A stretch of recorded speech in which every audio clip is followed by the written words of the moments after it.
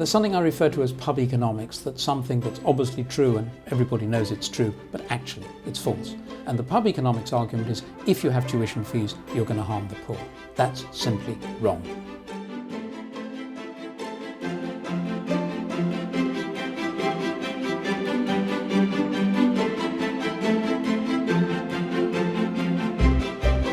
The system in the 1960s and 70s didn't have tuition fees for students, but that didn't mean it was free. Universities cost money, someone has to pay. A large, high-quality system can't be financed entirely out of taxation. Governments face competing demands from schools, from the National Health Service, from pensions. What needs to happen is the public finance of universities needs to be supplemented by private finance, and the way to do that is to bring in tuition fees.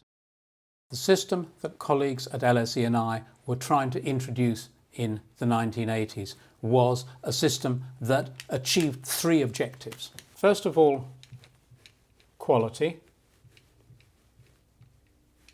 Secondly, access for young people from poor backgrounds.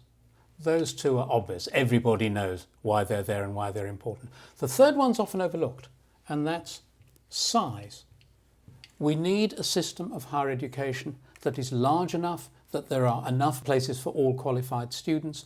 We need that partly for reasons of national competitiveness, but we also need it very much because having a large and expanding system is fundamental to widening participation.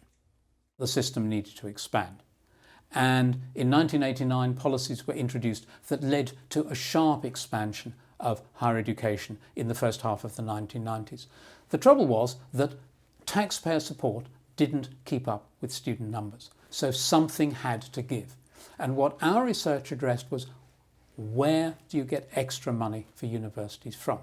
And our argument was, you get it by charging tuition fees, and you make it possible for students to afford to pay those tuition fees by having a system of student loans that covers tuition fees and living costs. That way, higher education is free to the student. It's graduates who make repayments. Graduates only repay if they're earning enough. It's a loan that has been deliberately designed to have built-in insurance against inability to repay. It's totally different from a mortgage or a bank overdraft, where if you can't repay, you end up going bankrupt. If you've got no income, you make no repayments. It's deliberately designed to have that characteristic.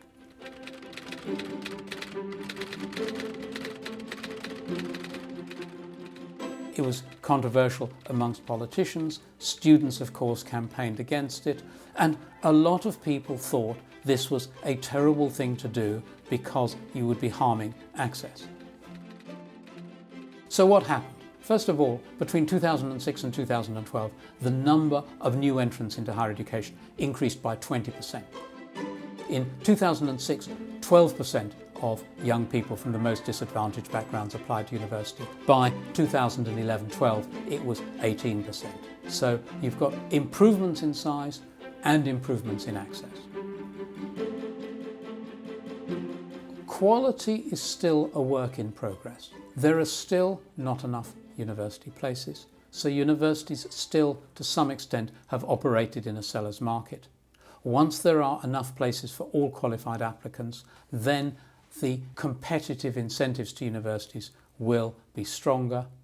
Competition plus robust quality assurance will create the incentives to improve quality. Quality's already been improving, but this will strengthen the effect. On access, there's been considerable improvement since 2006, but work remains to be done, a lot of work. Most of that work needs to be done earlier in the system. What this graph shows is that the better your A-level grades, the more likely you are to go to university, which is obvious and deeply boring. If you look at the two bars, one of them is participation in higher education by students from middle-class backgrounds, the other participation in higher education by young people from working-class backgrounds. So the good news is, if a young person from a poor background gets good A-levels, they're just as likely to go to university as a young person from a middle-class background. The problem is, a lot fewer young people from poor backgrounds get good A-levels, very often because they don't get very good GCSEs and just leave school. So the argument for tuition fees is that by bringing in some private money, that frees up public money to spend earlier in the system on improving performance in schools and thus following the policies that really widen participation.